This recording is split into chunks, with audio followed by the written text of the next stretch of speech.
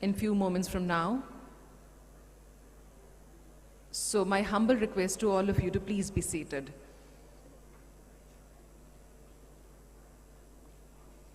And may I request you all to please put your cell phones on silent mode. Thank you.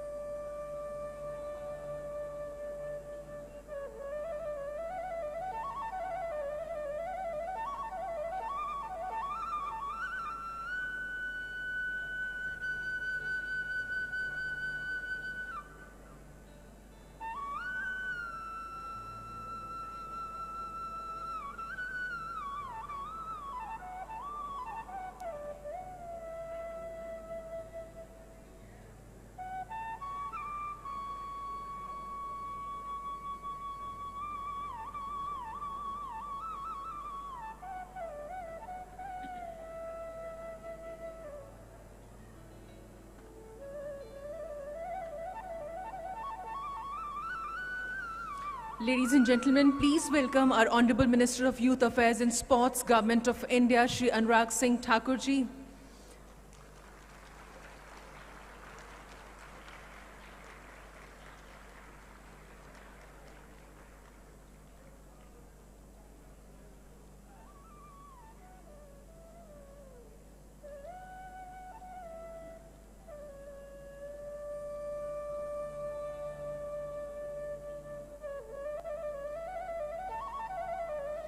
May I request you all to please be seated. Thank you.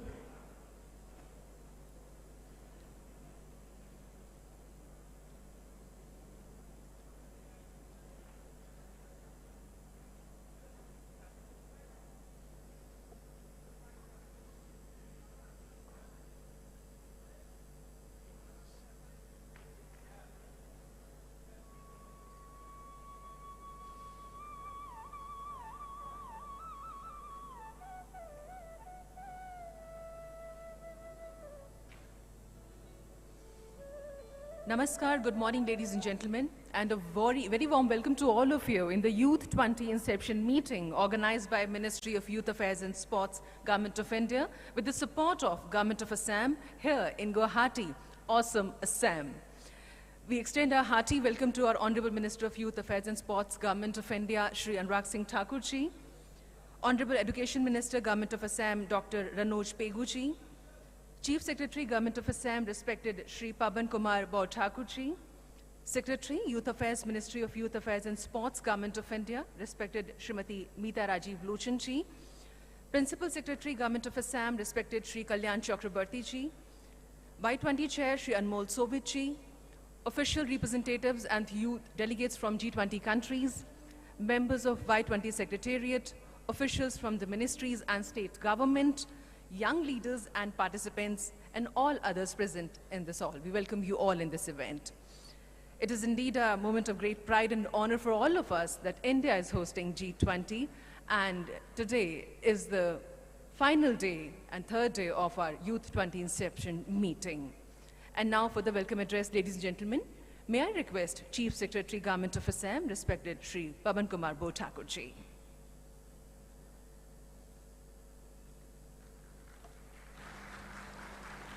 Good morning, my young friends. Assam is beautiful, isn't it? Is it beautiful? Thank you. Respected Sri Anurag Singh Thakur, Honorable Minister, Ministry of Sports, Government of India, Honorable Minister Sri Ranoj Pego, Ministry of Education, Government of Assam, Srimati Meeta Rajiv Lochan, Secretary, Department of Youth Affairs, Government of India, Mr. Anmol Sobit, Y20 Chair, Sri B. Kalyan Chakrabarti, Principal Secretary, Government of Assam, officials of Government of India, G20 Secretariat, Government of Assam, and most importantly, my young friends, delegates for this Y20 Inception meeting. A very good morning to you all. I welcome you all to the land of one-horned rhino, Rhinoceros unicornis. Assam is fortunate to have hosted the first Y20 Inception meeting at Guwahati. I hope you have enriched your minds after 2 days of thoughtful deliberations and made yourselves ready to meet the challenges of the near future. Friends, Assam is a state located in the northeastern region of India. It is known for its tea industry, wildlife, including the most famed one-horned rhinoceros. It has a rich cultural heritage in music, dance, handicrafts, literature, festivals, architecture, and whatnot. And I, on behalf of Government of Assam, we are very happy to host all of you in Guwahati and welcome you. Friends, for this Y20 Inception meeting, 5 themes were identified, and you must have deliberated upon this. The first one being future of work, Industry 4.0, innovations, and 21st century skills. Industry 4.0 refers to the fourth industrial revolution, characterized by integration of advanced technologies such as artificial intelligence, the Internet of Things, and automation into traditional industrial processes.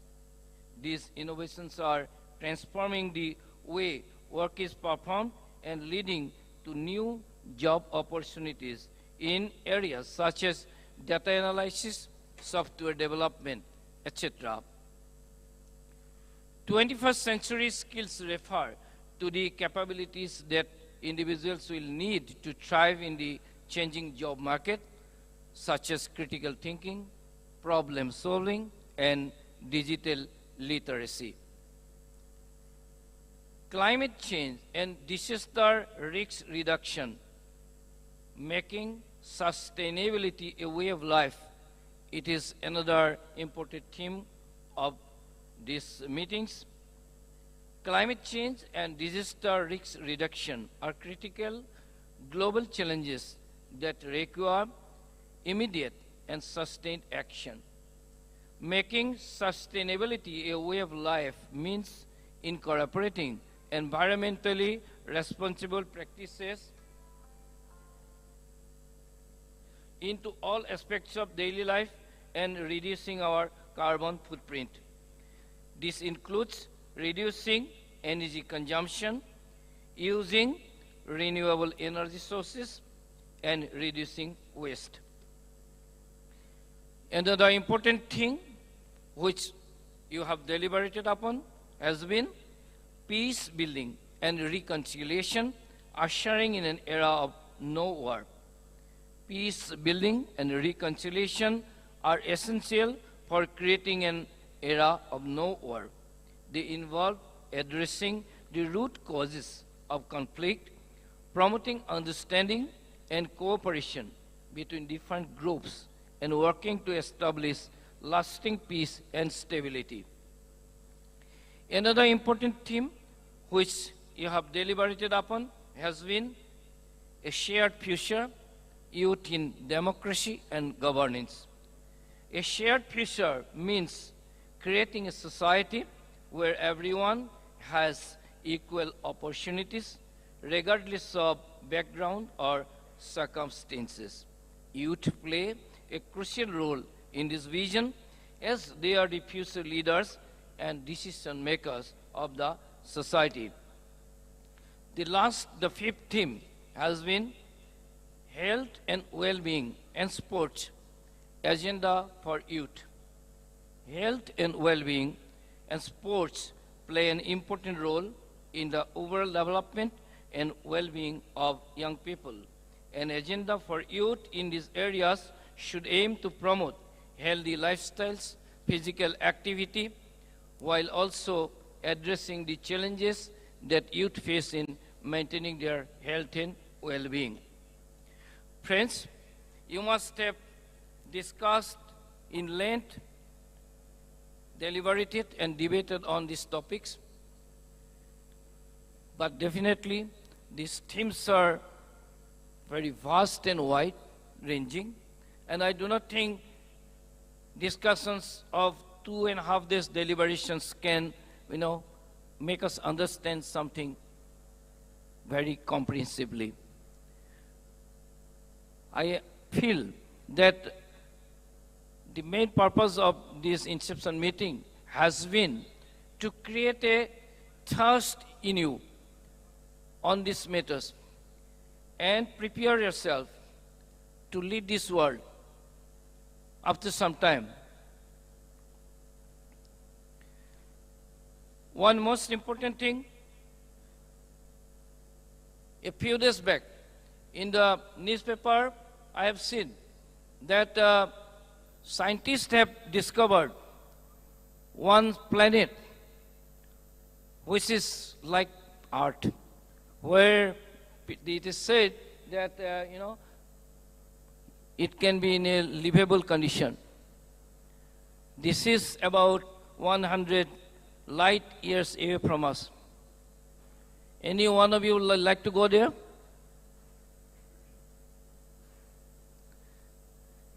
Obviously, although there is a possibility of life in some far, far, far planet, we cannot even conceive of going there. Because what is a light year? A light year means the distance light itself takes to travel. So there's no question of us traveling there.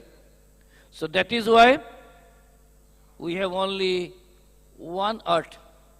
That is why our Honorable Prime Minister has said, one Earth, one family, one future. We are one Earth.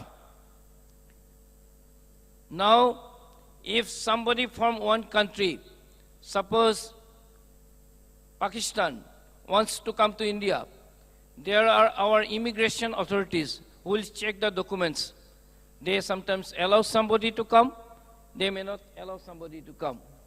Somebody coming from Canada to US wants to come, there will be their immigration authorities. They will check the documents. Some people will be allowed to come, some people may not be allowed to come.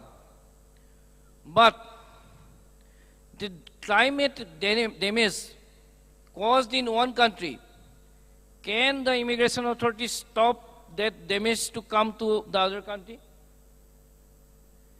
Can the climate damage caused to any country can be stopped by the other countries to spread to those countries? This is not possible. That is why we have to think that we are one family and we have to behave like that. We have to have concern for each other and we have to prepare for the future like this.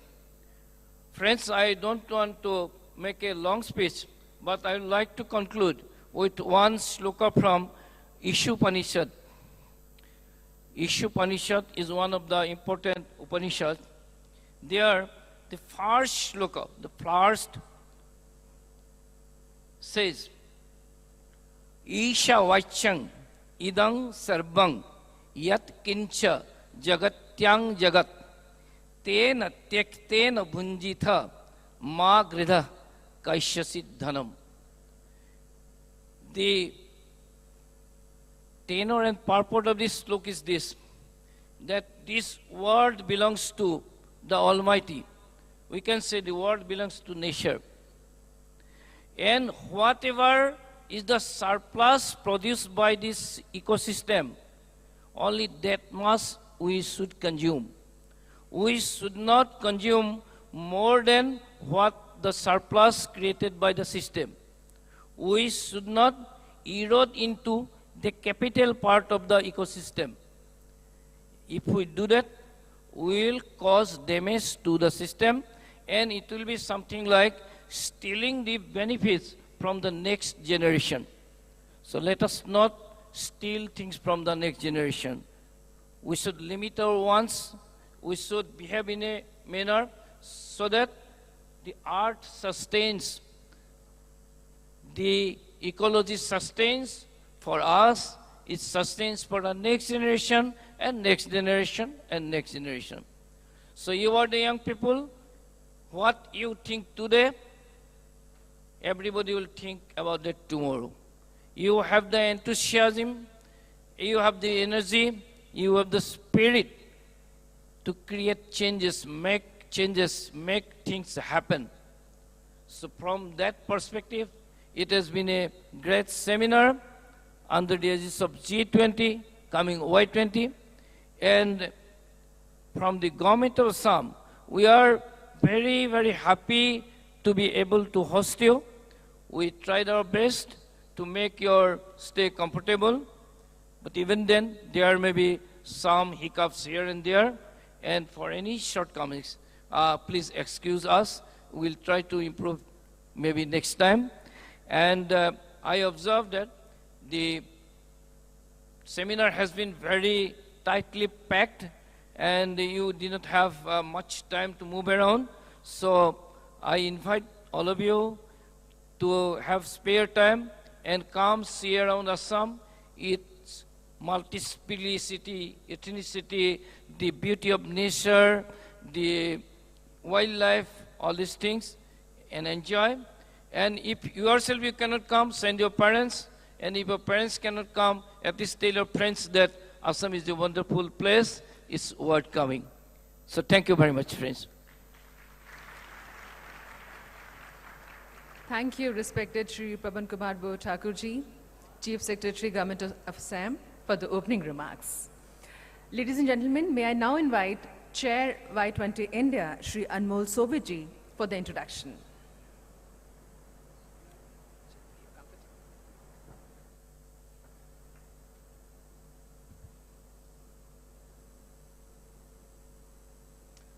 Good morning, everyone.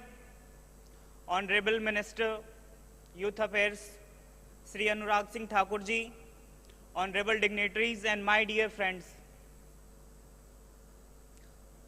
Are you all feeling awesome in awesome Assam? If yes, how's the Joes? Yeah. Friends,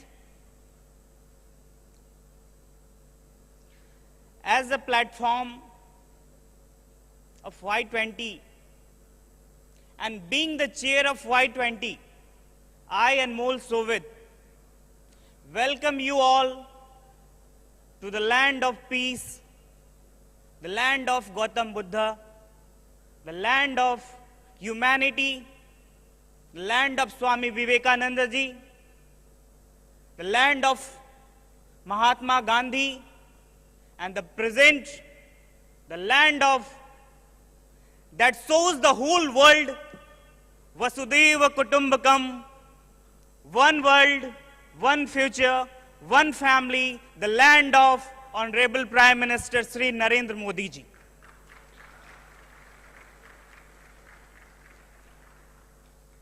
As you all know, India is the youngest country with largest population of young people. And at this time, to have India and our Prime Minister, Honorable Narendra Modi ji, lead this forum G20, showcase the guiding role that India has to play. In the words of Swami Vivekananda ji, we talking of India and her role in world said that India's mission to guide humanity.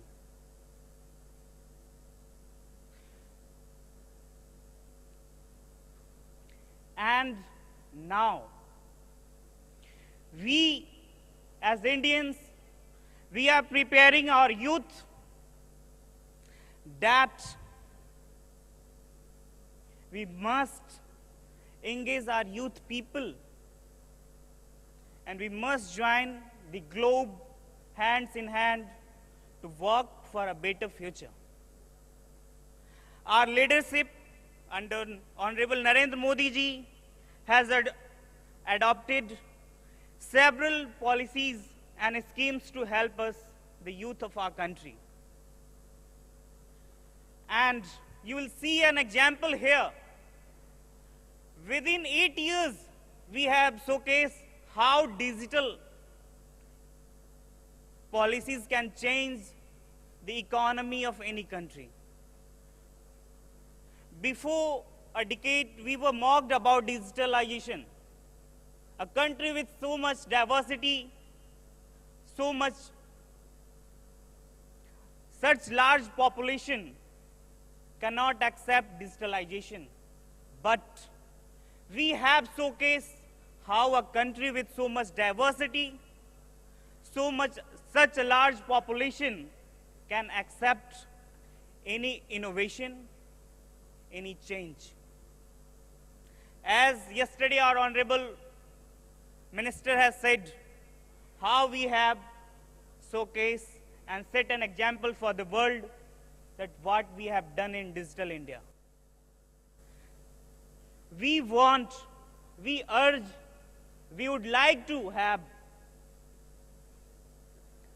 and we are hopeful that all the G country members, along with India, we will show a torch to the world that any innovation that is helpful to world, that is helpful to India, that is helpful to humanity is acceptable.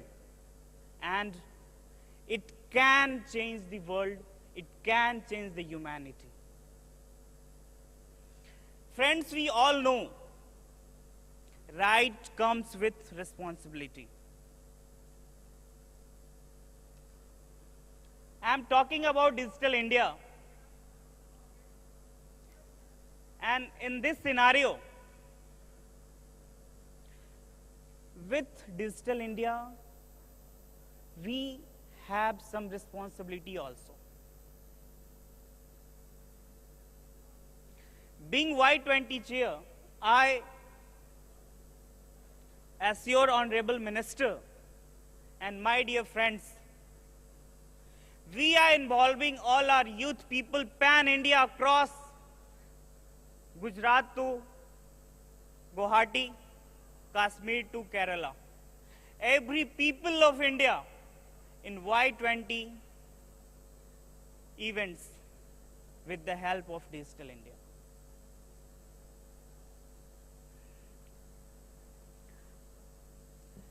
Friends, we all know the key to sustainable development is peace, and that is very important. In spite of having diverse relationship with many countries, but we as Indians and our leadership, we are going to help, and we are helping them to establish peace. And just we have a budget. In that we have allocated 200 crore to establish peace in Afghanistan. This shows how a developing country with a positive motive can and will do what is necessary and important for one earth, one future, and one family. In the words of Honorable Prime Minister, Vasudhaiva Kutumbakam. I, Anmol Soviet, Chair Y20, my dear friends, I am just assuring you all that in Y20 programs, we are engaging every Indian youth with many type of programs. We have Y20 Talk Show. We have Y20 Chopal for urban, semi-urban regions. We have Y20 Walk. We are showcasing everything that we have to our youth for a better future. You might think that in a country we have a system, we have executive, then why youth are being engaged in this type of things? And I'll give you one example. And my friends from India, they might know, and you, all friends from the globe, you might have heard this. The story of Ramayana. When Lord Ram, may I speak this sentence in Hindi? May I?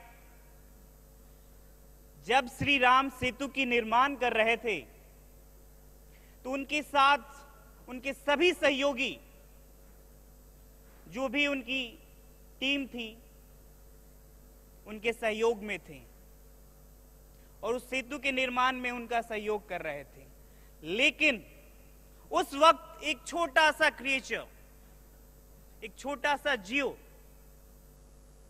जिसको हम आज भी recognise करते हैं, squirrel, हमारे यहां बिहार में उसको गिलहरी कहते हैं, उसने अपना रोल प्ले किया। Very small animal, like that only we all human being from the globe, we have to play our role, we have to play our responsibilities for one earth, one future, one family. If we want prosperity, peace, we have to join hands, and we will. I am hopeful. Jai Hind, Jai Bharat. Thank you.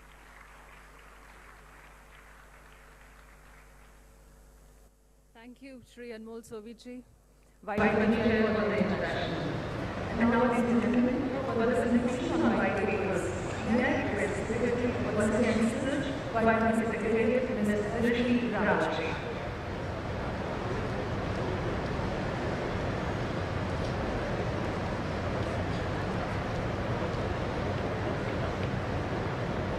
Honorable Minister, Youth Affairs and Sports of India, Shri Anurag Singh Thakur.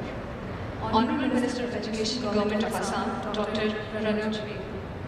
Chief Secretary, Government of Assam, Shri Pavan Kumar Thakur. Secretary, Youth Affairs, Government of India, Mrs. Meeta Rajiv Lochan. Principal Secretary, Labour Welfare Department, Shri B. Kalyan Chakravarti. Y20 Secretariat Chair, Shri Anmol Sovit. Dignitaries of the stage, friends and colleagues present here, it is an honor for me to present before you the white paper of Youth20 India, and it is a blessing to do so in the land of Ma Kamakhya. Last month, Honorable Minister Shri Anurag Singh Thakur launched the 5 themes of Y20 India in our curtain raiser event held in New Delhi. The idea of the white paper is to show the on-ground realities with respect to the 5 themes of the G20 and beyond. What Y20 India has also done this time is to include a section called the India Way, which showcases some of India's incredible governance success stories in the 5 themes. Before I begin, I must express my heartfelt gratitude to our knowledge partners, Rishihood University, MIT School of Government, Gujarat National Law University, Malviya Center for Peace Research, the United Nations in India, Institute of Town Planners India, and National Disaster Management Authority. Starting with our first theme, Future of Work, Industry 4.0, Innovation and 21st Century Skills. The COVID-19 pandemic has brought about unprecedented changes to the world of work, including widespread lockdowns and economic disruption that we all witnessed. However, it also opened up new opportunities for employment and growth, particularly in industries that have embraced digital transformation and investment in skill development. The rise of Industry 4.0, with its focus on technology, data analysis and automation, has created new possibilities for workers to learn new skills, reinvent their careers, and stay ahead of the curve. The principle of unlearn, relearn, and reskill became essential for success in this new environment. Globally, there are various efforts which have been taken to impart 21st century skills. The aim of these efforts has been to equip the workforce with the necessary skills to succeed in the digital age and navigate the changing job market. In our white papers, we have also talked about cross-border innovations and growth through collaboration. The MSME sector, which is micro, small, and medium enterprises sector, plays a crucial role in promoting cooperation between enterprises, the private sector, and the research institutions for the benefit of youth today across national boundaries. As young Indians, we often speak about startups and traditional economy, and our paper addresses this aspect as well. If we look inward, schemes of the Government of India, such as Skill India, Digital India, and Mudra Yojana, have left a stark difference in the lives of millions of Indians. from a few hundred recognized startups to the journey of over 80,000 startups, over 100 unicorns, we have come a long way. As we know, digital governance in India has gained from strength to strength in the past few years. In the third quarter of last year, I may emphasize, over 23 billion digital payments worth rupees 38.3 lakh crore were recorded in our country, which is a testament to the new India that our Prime Minister Modi ji has envisioned. Next, we move on to climate change and disaster risk reduction, making sustainability a way of life. As we all know, this is among the most pertinent issues which is facing whole of mankind today. Children and youth are not just victims of climate change, but they are also the valuable contributors to climate action. With greater commitments made by nations to realize a sustainable world and global economy, through investments in critical mitigation and adaptation interventions, there is a significant opportunity for youth to become professionalized contributors to the ongoing green recovery in play. Now, the question that people ask India is about our contribution to the prevention of climate change and also how our civilizational values ensure sustainable living. In COP26, which was held in Glasgow, to address the matters of climate change, the Honorable Prime Minister of India, Narendra Modi, introduced the concept of Mission Life. Mission Life is a popular worldwide movement led by India that urges individuals and groups to take actions to conserve and preserve the environment. We say lifestyle of the planet, by the planet, for the planet. An interesting case study for policy enthusiasts would be India's LPG reforms. The Pradhan Mantri Ujjwala Yojana, which is a flagship scheme with the objective to make clean cooking fuels such as LPG available to rural and deprived households, which were otherwise using traditional cooking fuels such as firewood, coal, etc., has ensured that household pollution gets lowered by over 50%, thereby helping millions of women across India with a better standard of living. And all this change has been brought forward because of equal contributions from the youth of India. And as I say this, I know that the youth can play the role of bridge between modern and traditional means of conservation. When we talk about a better planet, our initiative of the government that is not talked much about is National Green Hydrogen, which has tremendous potential. The focus is on building infrastructure for the production of at least 500 million metric tons of green hydrogen by the end of 2030 and reaching a further potential of 10,000 million metric tons with the gradual development of export markets. Another important aspect of India's policy which we've put across as a solution for challenges that we face with regards to renewable energy is the emphasis on solar energy. In 2015, the Government of India proposed the setting up of the International Solar Alliance, the vision which is to mitigate climate change by shifting energy solutions to renewable sources, primarily solar energy, and the sunshine countries can play a significant role in the same. Its objectives include ramping up the solar energy capacity of the world to 10,000 gigawatts by 2030, reducing the cost of solar power generation, and promoting innovation, research, and development in solar energy. Moving on to our next theme, we have peacebuilding and reconciliation, ushering in an era of no war. The white paper focuses on navigating the aftermath of COVID-19 pandemic and the ongoing global conflicts, establishing a world of peace and prosperity. This section's major highlight shall be the importance of facilitating global consensus on conflict prevention and peace building, promoting equitable collaboration between the global north and the global south, and countering non-state actors through concerted efforts. We have drawn lessons from India's experience of navigating internal and external conflicts, the need for socio-economic stability, and peace-building efforts in preventing wars. It needs to be pressed that peace cannot be established or sustained only through the absence of an armed conflict, and that factors like the economic and social stability of a state play a critical role in this regard as well. The G20 nations can learn from India's experience in making and implementing its socio-economic policies and devising effective peace-building efforts in once restive regions. the Indian ethos of diplomacy, which is premised on the principle of Vasudhaiva Kutumbakam, or the world is a family, has been on display during India's rescue missions in the Middle East, and Ukraine and India's aid to countries like Afghanistan.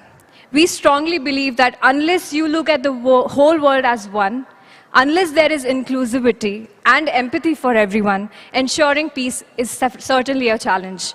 Standing here today, I feel proud to mention India's success in democratic peace building in the Northeast region, and the constitutional peace building through amendment of Article 370 and abrogation of Article 35A. These are the leading example of these projected values that India has shown the way. Peace building and reconciliation can indeed take place without the use of force, and such a peace, once established, can be lasting in nature as well. Therefore, we as Indians can indeed be proud of the steps taken to ensure that conflicts which were raging for decades have been resolved without the use of force, which has now ensured that communities caught in conflict can grow and become important stakeholders in India's growth story. Meaningful democracy, meaningful participation of youth is important for all aspects. This brings me to our fourth theme, Shared Future, Youth in Democracy and Governance. We have touched upon the challenges for youth in legislature and politics, including structural barriers and personal struggles like political financing and mentorship. We've highlighted how paramount is the role of youth in policy making and governance. Enhancing grassroots youth leadership is a major priority area under Y20 India, as empowering young leaders is an effective way of harnessing and mainstreaming their untapped potential. Youth leadership is a major priority area, and empowering young leaders through bottom-up approach is an effective way of mainstreaming and channelizing their voices and objectives, and this is what we have put across through our white paper. Institutionalizing leadership and governance training is also a major aspect of bringing about the youth under this ambit of policy making and politics.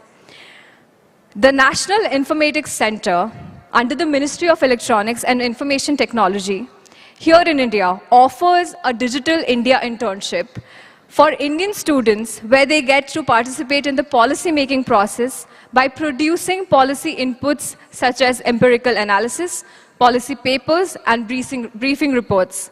Further, ambitious government initiatives such as YUVA 2.0, which have been trailblazer programs in this regard, My Government Initiative, and the National Youth Policy have been the front runners in the quest to realize these objectives. Our next and final theme is Health, Wellbeing and Sports, Agenda for Youth.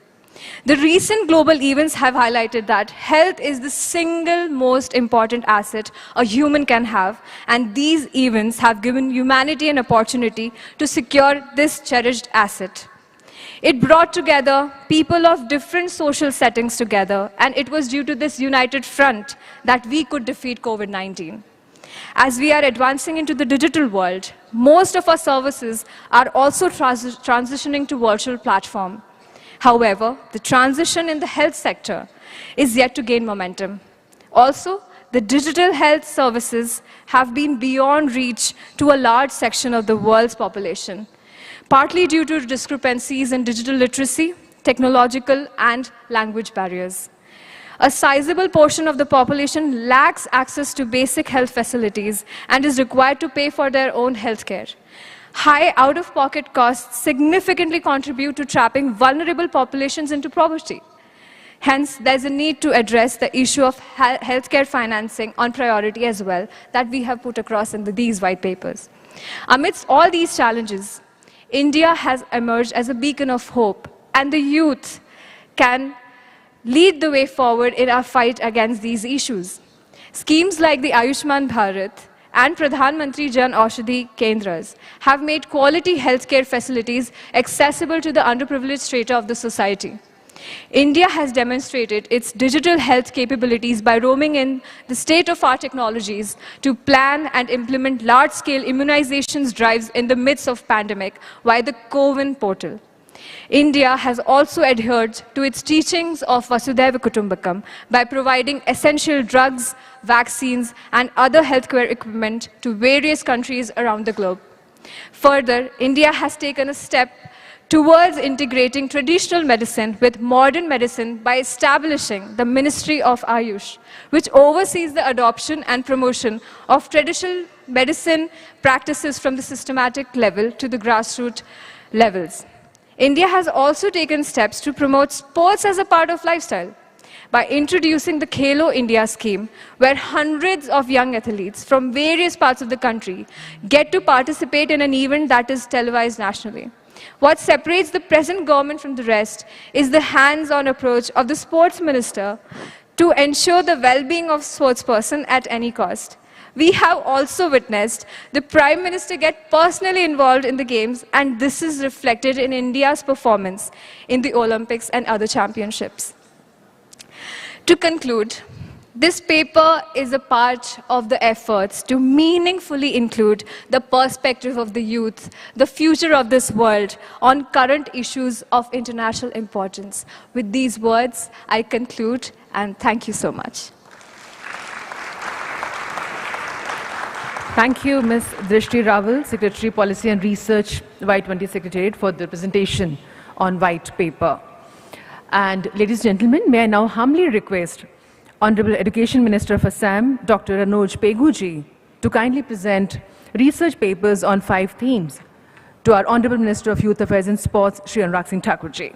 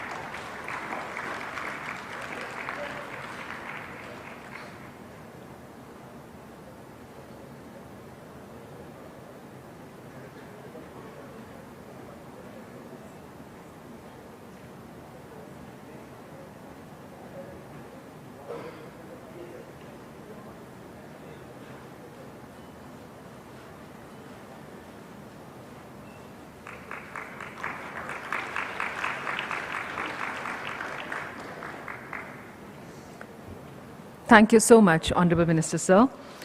Ladies and gentlemen, may I now request Honorable Minister of Youth Affairs and Sports, Government of India, Shri Anurag Singh Thakurji, to kindly launch the Y20 India Talks YouTube channel. Sir, please.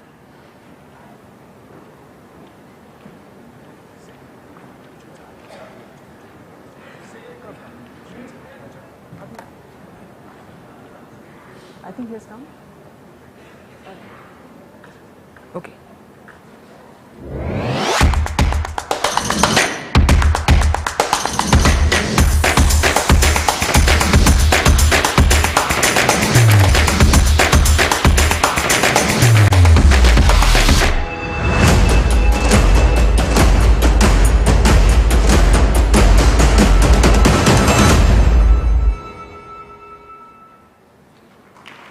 So ladies and gentlemen, now we have Y20 India Talks YouTube channel. May I now request Honorable Minister of Youth Affairs and Sports, Shri Anurag Singh Thakurji, to kindly launch the white paper of Y20 themes.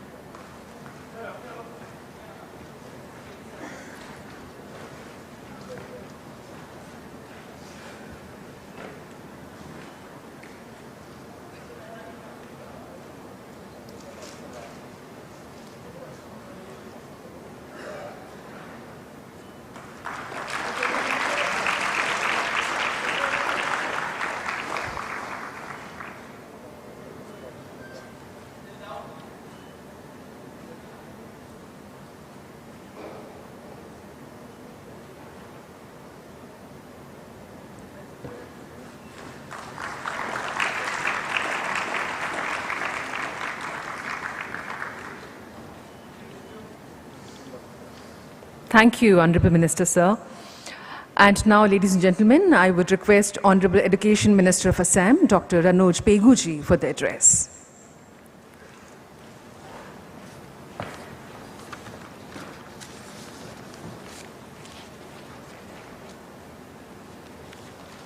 Honorable Union Minister of Youth and Sports, Sri Anurag Singh Thakurji,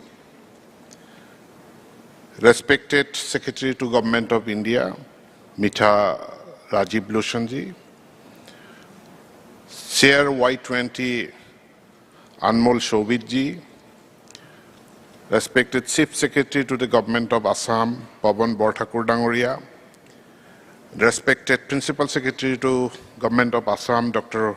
Kailan Chakraborty Dangoria, and respected delegates from G20 countries, other dignitaries present here, officials of Government of India and Government of Assam. On behalf of the Government of Assam and the people of Assam, welcome you all to this Y20 Inception meeting. And it is a privilege to be the host state of host country of this G20 summit.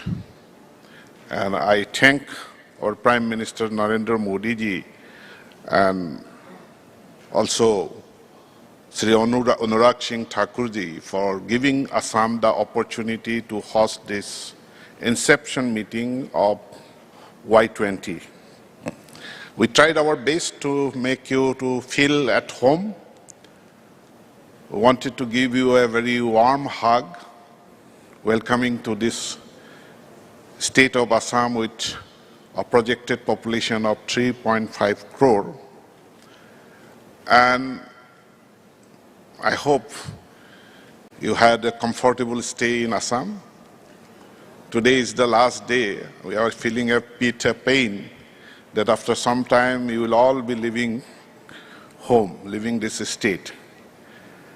In this run-up to this Y20 Inception meeting, our higher education department, we tried to involve as many youths, particularly our students in the universities and colleges, in the process of this discourse on Y20. About 10,000 students participated in a series of seminars, symposia, debating competitions, art competitions, etc., across 55 colleges and universities of the state in the last few days. And some of them, around 400 students, they came to Guwahati to listen to your deliberations at IIT Guwahati yesterday. And they have reported me that it was a very lifetime experience for all of them. And I thank again the Ministry of Youth and Sports for giving this opportunity to our students.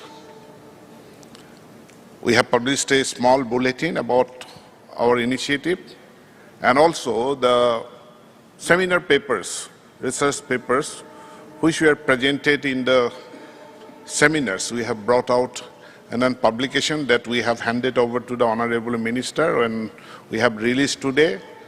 I request my higher education department to give a copy of those seminar papers to all the respected delegates. On the 5 themes that Y20 is focusing on, the Assam government has been working on that. And the scenario of employment, education, it cannot be separated, we understand. We understand the 21st century technologies, and Government of Assam has last year with our Skill Development Education Department jointly signed a memorandum of understanding with Tata Technologies for a 2,000 crore project to be implemented in 34 polytechnic institutes and 43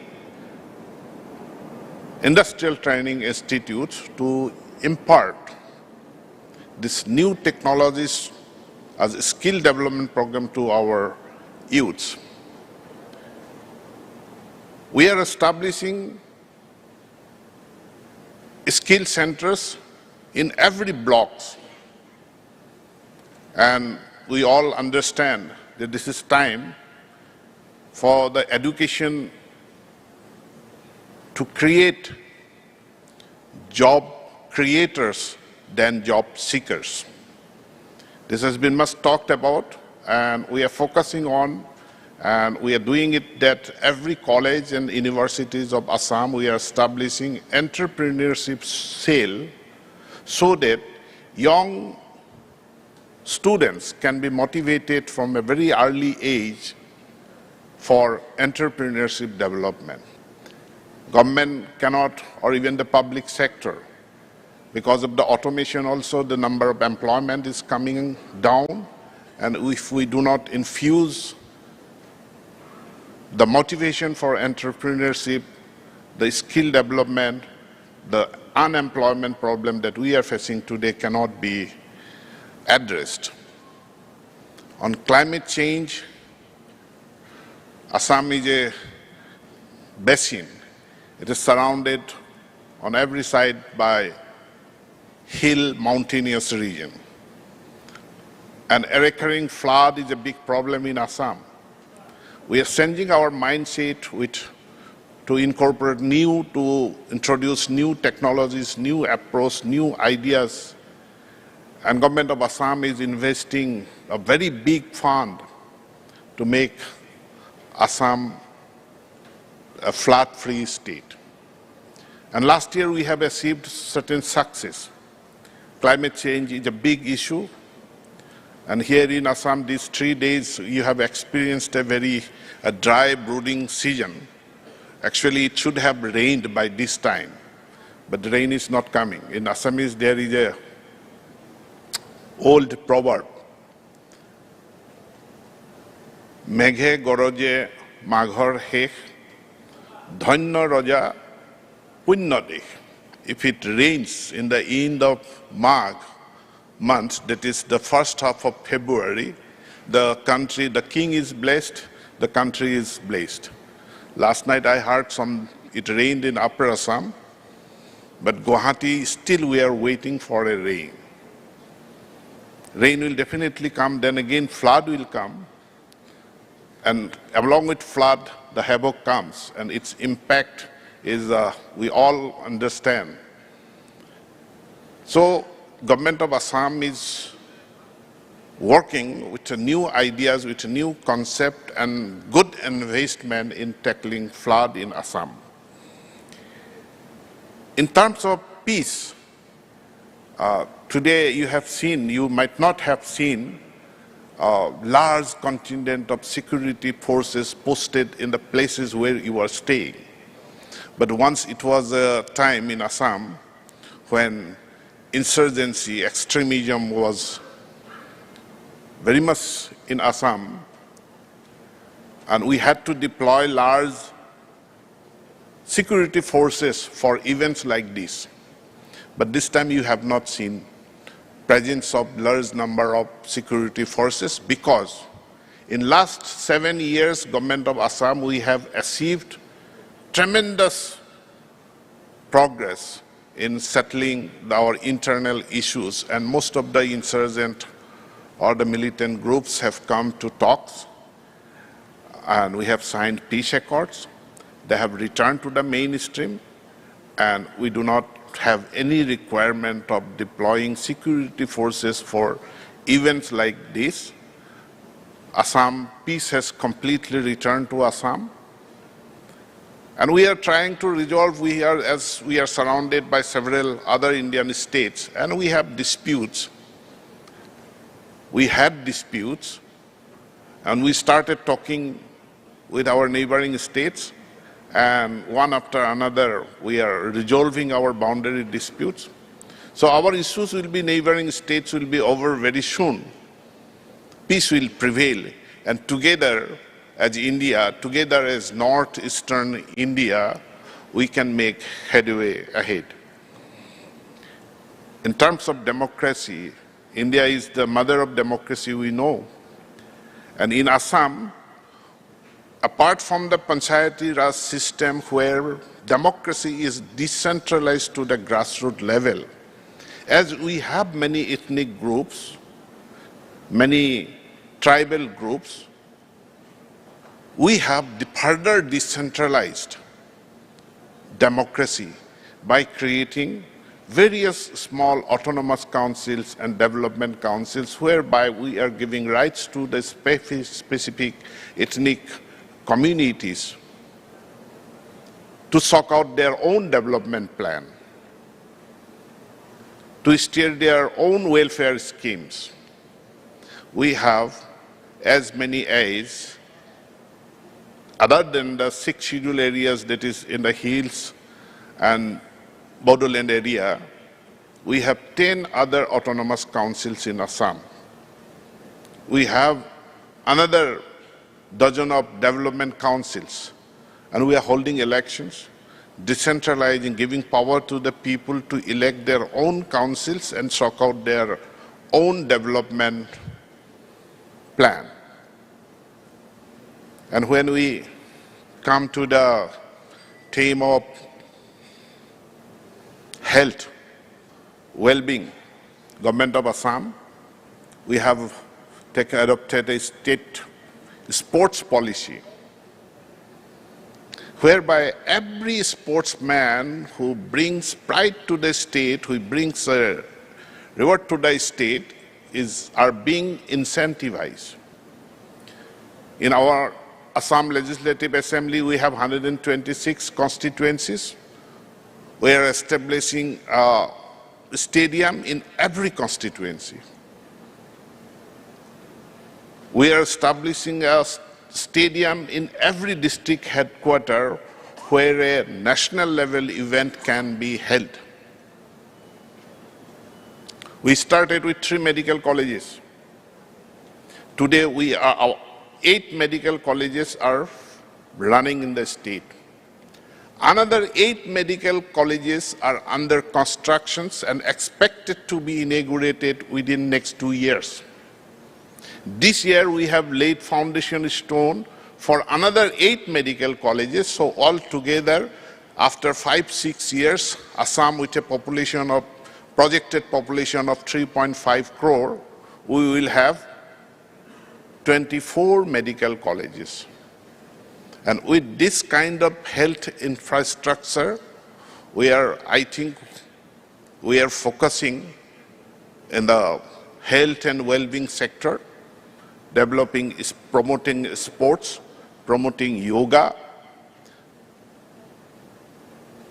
Assam government is taking this kind of initiative, and I hope the ideas, the views that has come up through this discourse of Y20 Inception Meeting and the white paper which has been just now presented, definitely another series of discussion our education department will hold.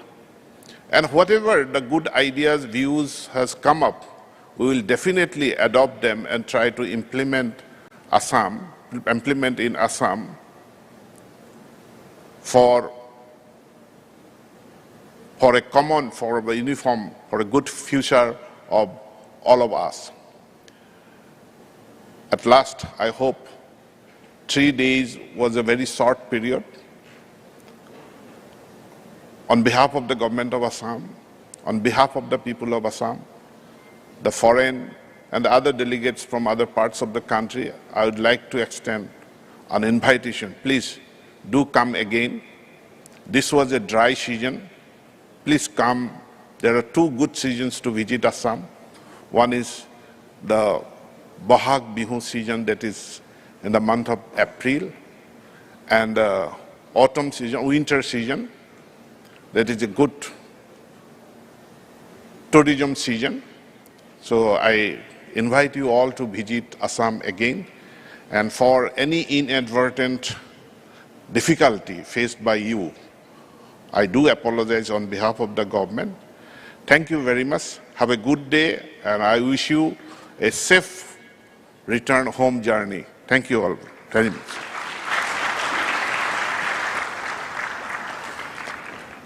Thank you so much, Honorable Education Minister of Assam, Dr.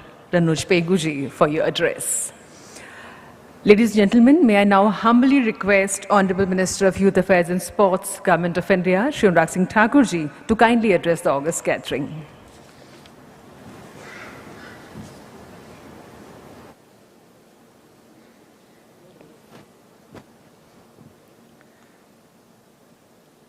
Honorable Education Minister, Government of Assam, Dr. Ranuj Peguji, Secretary Youth Affairs, Government of India, Srimati Meeta Rajiv Lochanji, Chief Secretary, Government of Assam, Shri Pavan Kumar Bharat Thakurji, Principal Secretary Education, Shri Kalyan Chakrabarti ji, and Y20 Chair, Shri Anmol Sovid ji,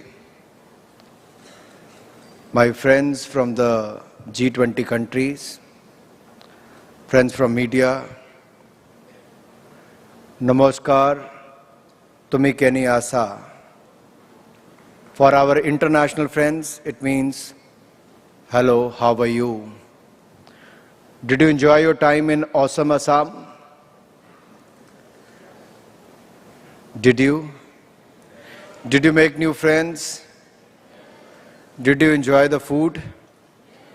Did you make memories of a lifetime? And how many of you are planning to return to India soon?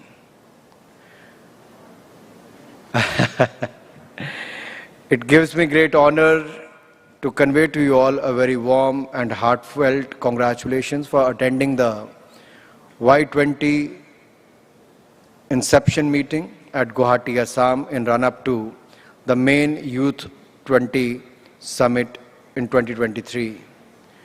India has assumed the presidency of G20 on 1st December 2022 for a period of 1 year up to 30th November 2023.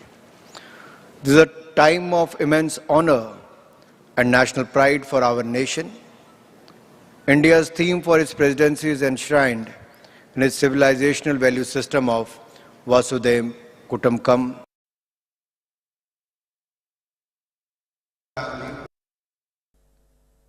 The first day of December in 2022 will be remembered as a watershed moment for India and its population, as the country has taken the honor of hosting the largest multilateral event ever held on its land. This is both an honor and responsibility as well, as this event occurs during the Amrit Kal, the 75th year of India's independence.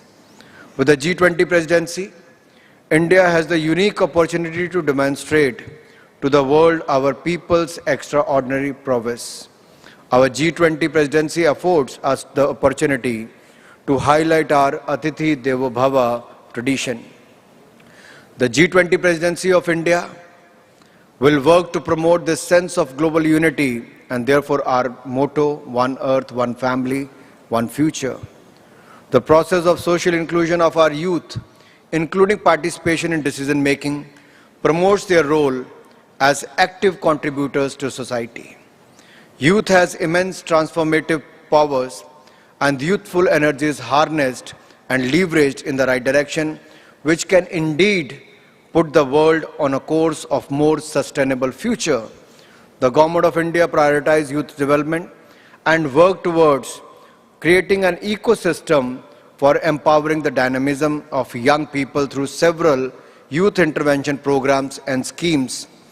Capturing the enthusiasm of youth, the Y20 Forum will be crucial as we discuss the modalities and mechanism for developing well-crafted policy recommendations by the youth representatives for relevant G20, Y20 priority agenda.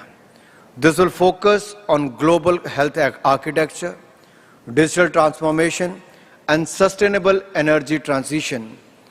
This Youth20 Forum for future young leaders from all the G20 member countries hold great importance as the youth are in the league to shape the future and lead the coming generations towards a just, equitable and progressive world. It is a high time to empower youth to explore innovative ideas to tackle developmental changes based on our civilizational ethos that sees the youth as an enabler of shared peace and prosperity. We look forward to working collectively for achieving the goal of Y20. We seek practical worldwide solutions for everybody in the true spirit of Vasudev Kutumbakam. India's G20 leadership reflects the Honorable Prime Minister's Sabka Saath, Sabka Vikas goal. The G20 represents 85% of the GDP, global GDP, and 75% of the global commerce, 65% of the worldwide population. India aspires to discover sustainable solutions to global issues, including climate change, emerging technologies, food and energy security, more through its G20 presidency. During the Inception meeting on 6th and 7th February 2023, various eminent panelists had discussed on the 5 identified themes of Y20. Based on the discussions and deliberations, the white paper on the 5 different themes has been prepared, which unveils that the active involvement youth in peace building, creating global youth networks is crucial. Lifelong learners, technological adapters will shape the future workforce. And these 3 days saw invigorating ideation, spirited dialogues and deliberations on some of the most crucial issues humanity is faced with. Shared with refreshing perspective from youth across the G20 region, over 200 youth delegates from G20 countries participated in this 3-day mega event. Over 12,000 college university students attended this event. Furthermore, every higher education institute in Assam organized awareness drives at 10 neighboring schools to sensitize school children about the G20 groupings and functioning. Let me thank the Honorable CM, Honorable Education Minister and the entire officials for their effort to create more awareness about the G20. And I could see many youngsters who have been elected through these programs from various colleges of Assam has also been represented here. From ice-baking sessions at Brahmaputra Sandbar Island to outdoor excursions, we have explored the abundance of alluring Assam, the gateway to the Southeast Asia and beyond. Your cultural exchange has given me much to think about as I held the first ever youth dialogue with Y20 delegates. I'm also happy to go through your white paper, which has carefully been drafted, keeping your views and aspirations and agenda in mind. I stand by the firm belief that the Y20 India Summit this year would exemplify youth-centric efforts and showcase progressive policy measures ideated by the youth for the youth across the globe. As Prime Minister Modi says, and I quote, "The world has crafted a beautiful balance of collective action, common but differentiated responsibility and respective capabilities," I unquote. Therefore, it is very important to have a growth mindset and action-oriented approach in order to get things done and achieve your shared goals. Your actions must speak for themselves. The 5 key themes of the Y20 Summit have been carefully chosen to deliberate upon for a shared future of our global community. These 5 themes present an extraordinary opportunity for you all to create, collaborate, and contribute to the development agenda of G20. They are quite interesting, so let me share some of my thoughts too. First, the future of works, Industry 4.0, innovation and 21st century skills. A global pandemic, economic sanctions, geopolitical uncertainties have all had significant implication for the future of supply chains, particularly the flow of trade, talent, and the technology. As we move towards a digital, disruptive, and demand-driven world, the skills of the future will be determined by the marketplace. It will be interesting to hear about how future workplaces may be prepared through the principles of unlearning, relearning, and reskilling.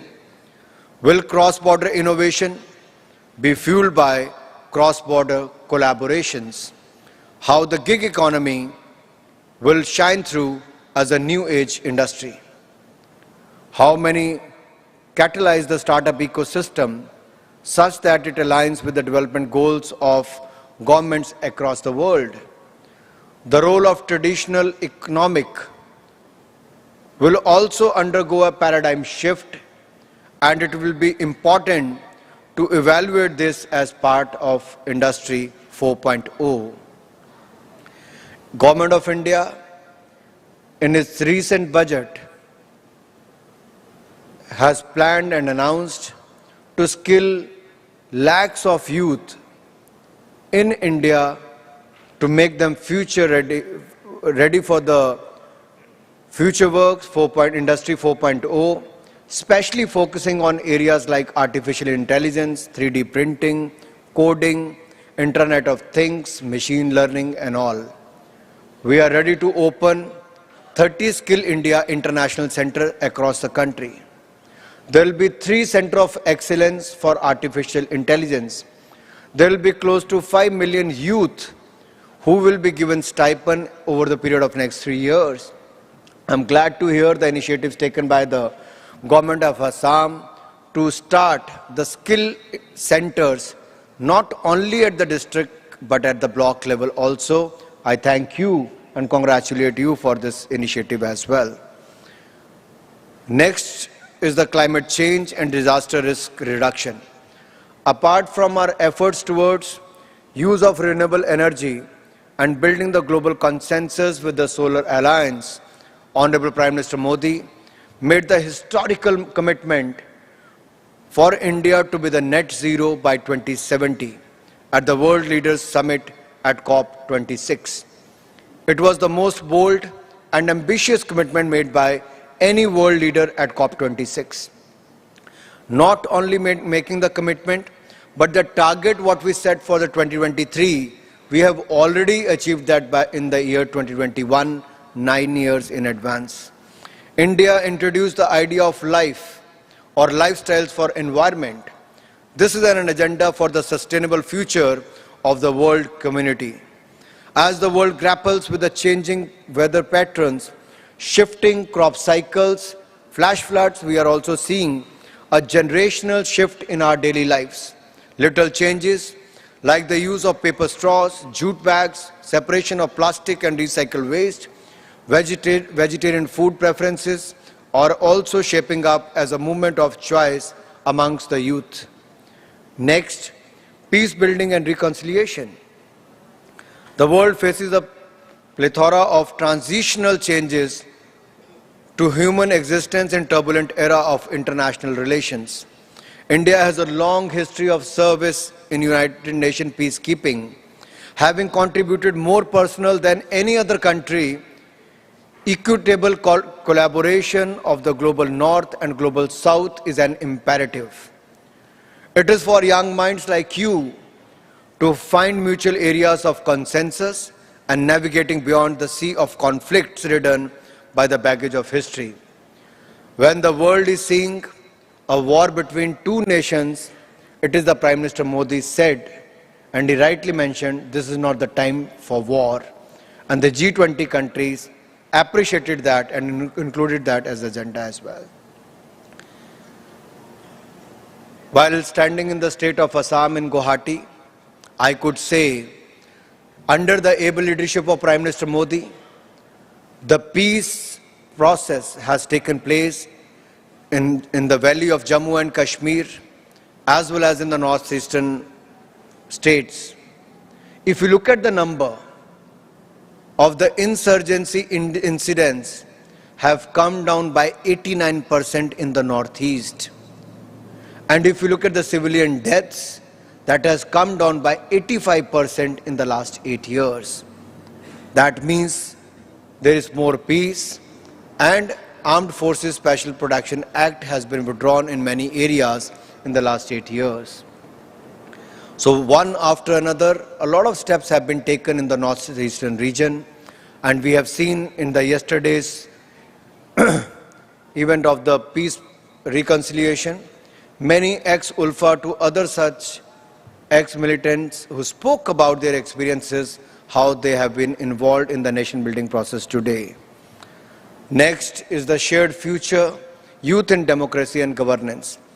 If you look at the world map, you will realize that India's firm commitment, decade after decade, to the democratic process in a neighborhood of turmoil is an example for the world. It is a beacon of hope that democracy can thrive, is strengthened by diversity, not weakened. The new paradigm of good governance and effective democracy is participative governance, wherein citizens are becoming a part of the democratic decision-making process.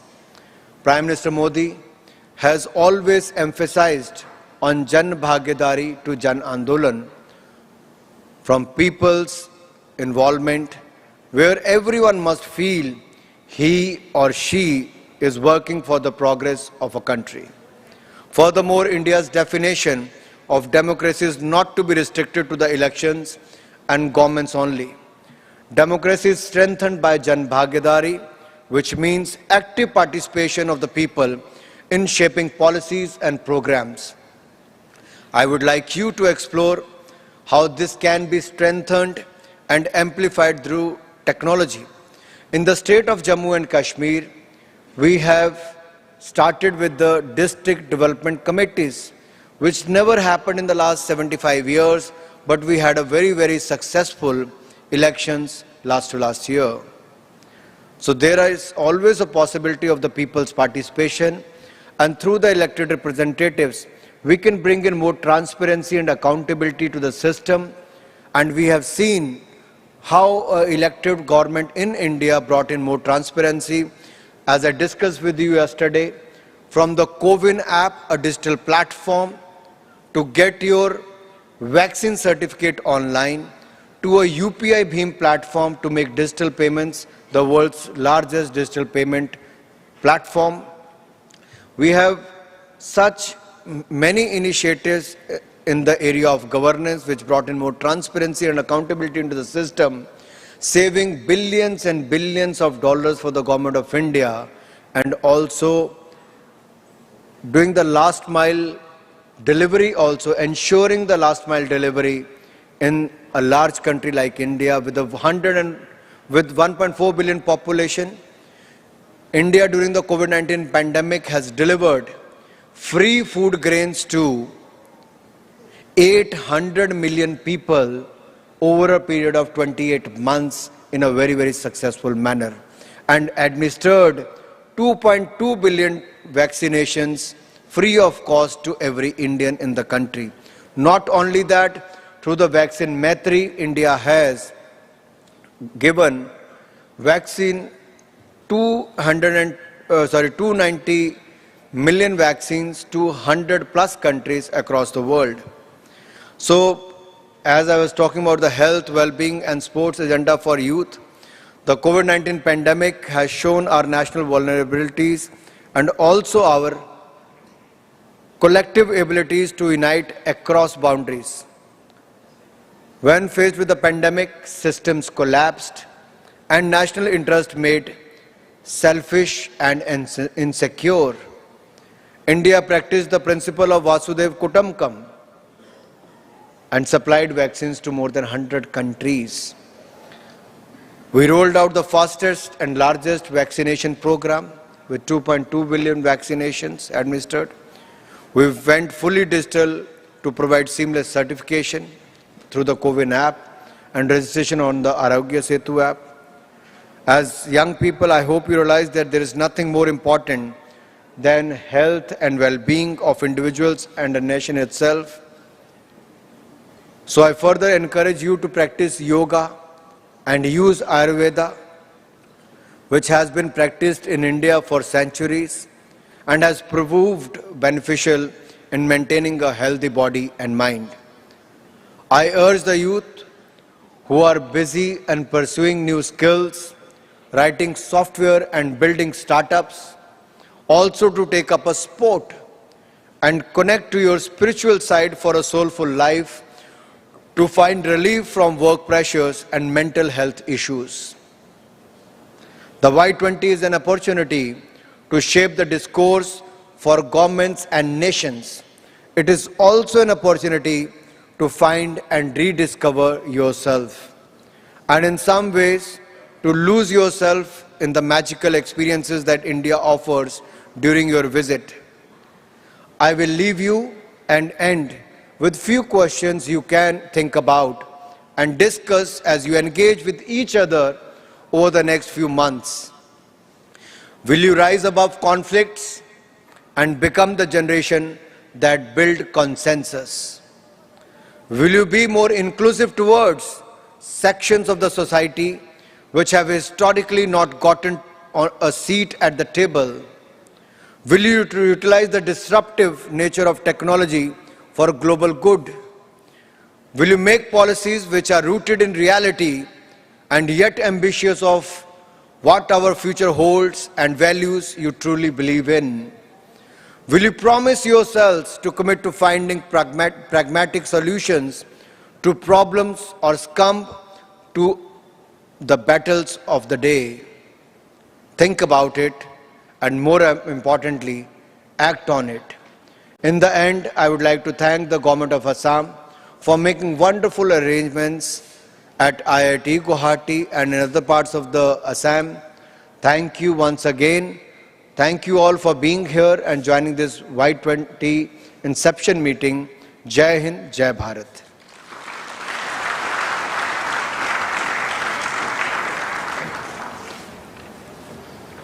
Thank you so much, Honorable Minister, sir, for your address. Ladies and gentlemen, our Honorable Minister of Youth Affairs and Sports, Government of India, Shri Anurag Singh Thakur ji. And now for word of thanks, may I invite Secretary Programs and Logistics, Y20 Secretariat, Shri Akasha.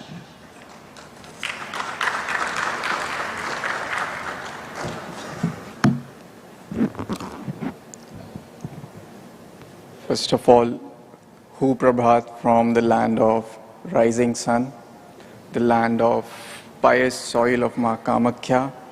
I express my deep gratitude as we move towards our very last leg of the Y20 Inception.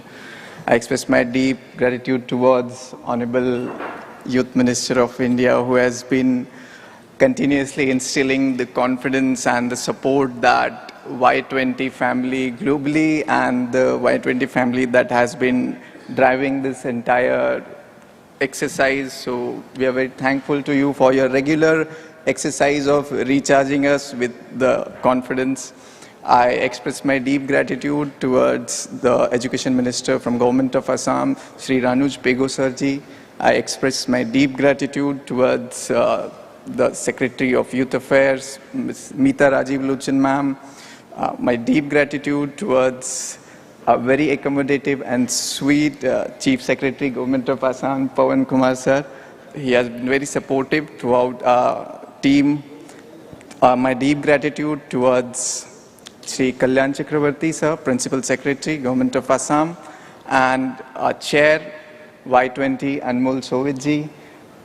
And as we move off the dais, thank you so much for the host institute, IIT Guwahati, a director who has been very much an inspiration to instill the patience throughout this 3 days exercise.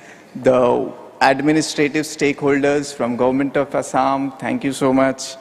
The Y20 Secretariat, the delegates of G20 who made it all across India, across Assam and internationally for making it towards the pious land of Ma Kamakhya, speakers, panelists, and I express my deep gratitude towards our fifth pillar of inspiration and confidence that is instilled in the youth of India by our Honorable Prime Minister, Shri Narendra Modi ji.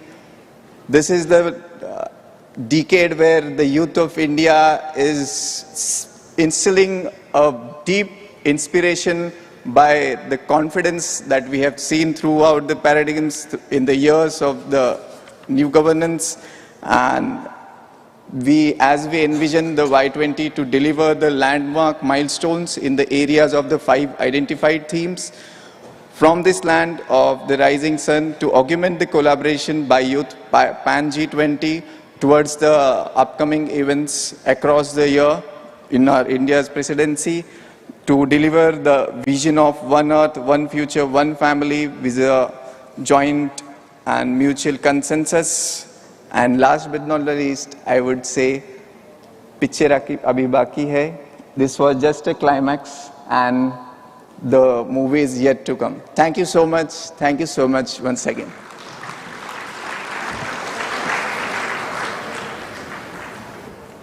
Thank you, Shri Akash Jha, Secretary Programs and Logistics, Y20 Secretariat, for your closing remarks. And with this, ladies and gentlemen, we conclude our today's event.